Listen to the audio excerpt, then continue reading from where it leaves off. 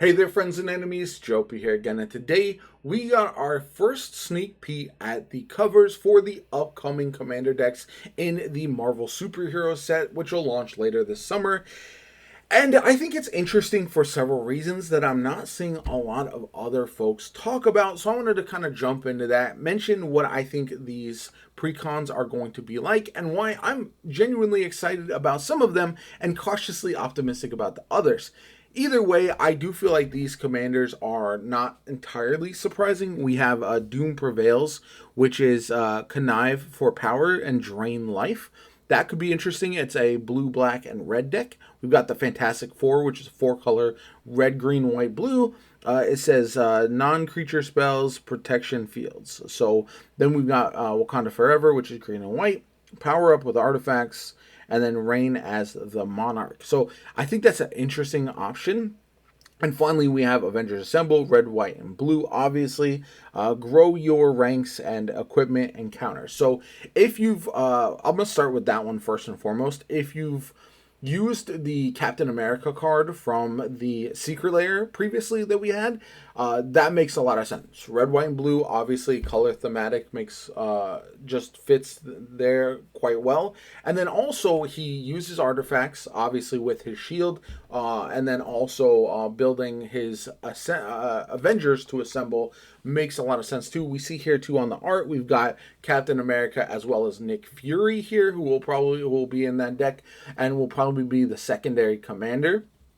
I do feel like this is going to be a very fun equipment deck, but I don't know how powerful it'll necessarily be. I like using Captain America as a card in one of my equipment decks. I kind of combine some Universes Beyond stuff with like Cloud, for example, and some other options like that, and I think it works really well, especially when you are really focusing on equipment. So could be an interesting precon there, but it's something that we've kind of seen a little bit, so it's not as unique as some of the other options. Then we've got Wakanda Forever, power up with artifacts. Again, artifact theme, but this one is not going to be equipment, I would imagine. Reign as the Monarch is something that's interesting because it probably is going to hyper focus on your commander. Like everything is going to funnel through your commander. Sometimes we see commander decks where the commander fits in really well with the deck, but isn't the primary focus. Like you can succeed without necessarily utilizing your commander all the time. Whereas this deck, it seems like it's going to be absolutely funneling towards your commander and finding a way to maximize that, which I think could be interesting. Then we've got the Fantastic Four. So non-creature spells is pretty fascinating. Obviously, we're going to have Human Torch, Mr. Fantastic, Invisible Woman, and the Thing in there. But then in addition, they'll probably have a lot of barrier spells, I would imagine, to where people can't target you with spells specifically, or maybe they can't attack you with their own creatures. So we'll see how they're able to pull that off. I personally am not a fan of four color commander decks. I just find them very clunky when I try to use them. I know there's some that are very, very good, but it's just not for me. And finally, we have Doom Prevails. This is the one I'm most interested in because it is going to be a villain deck. And after Spider-Man, I know that set wasn't really received well, but I really like the villains in that set. And I do feel like all of these creatures will be villains. So I'll be able to utilize this, hopefully, in order to make a full-blown villains deck going forward. So Connive for power and then Drain Life. Drain Life makes a lot of sense as well. But again, a pretty common thing we've seen in other commander decks. So nothing... we'll see how unique they're able to make this. It does have Doctor Doom as well as Loki on the cover, so we know those two cards are coming. And obviously, every card in these commander decks, we have four commander decks, so that's what I'm going to talk about next. But yeah, every card that we see on these covers is going to be in this set.